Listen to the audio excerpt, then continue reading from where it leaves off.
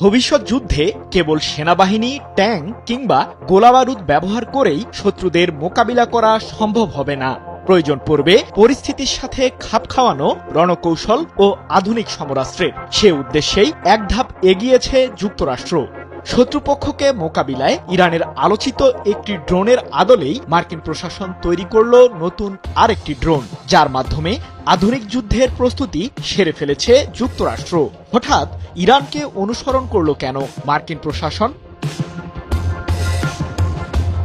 মুখে বলে যুদ্ধ চাই না, তবে অন্তরে যেন বিষ রোপণ করেছে যুক্তরাষ্ট্র। পৃথিবীর বিভিন্ন জায়গায় সংঘাত বাঁধিয়ে দেওয়ার পেছনে খলনায়কের ভূমিকায় থাকে মার্কিন প্রশাসন। রাশিয়ার বিরুদ্ধে ইউক্রেনের যুদ্ধ কিংবা ফিলিস্তিনের গাজায় ইসরায়েলের চরম আগ্রাসন, সবকিছুতেই দফাদারির ভূমিকায় যুক্তরাষ্ট্র।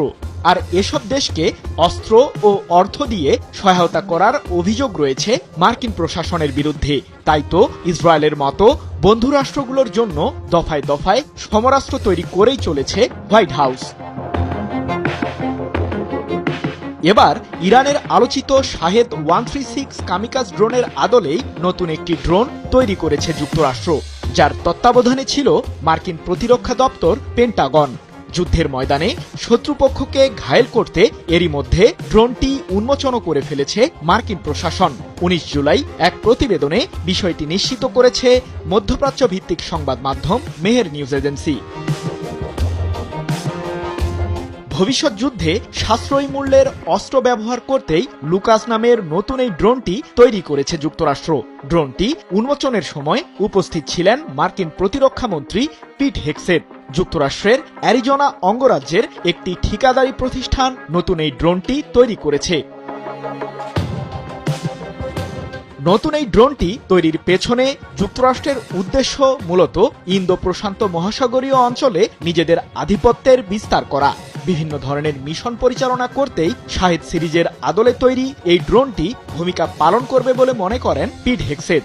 অদূর ভবিষ্যতে মার্কিন ও মিত্রবাহিনীর হয়ে যুদ্ধের মাঠে লড়বে লুকাস নামের ড্রোনটি।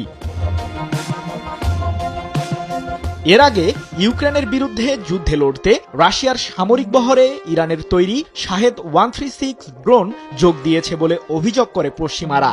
এমনকি ইউক্রেনের একটি অঞ্চল থেকে ড্রোনটি উদ্ধারের দাবিও করেন দেশটির প্রেসিডেন্ট ভলোদিমির জেলেনস্কি, যদিও এ বিষয়ে কোনো মন্তব্য করেনি রাশিয়া ও ইরান। সৃজন মাহমুদ, নিউজ 24।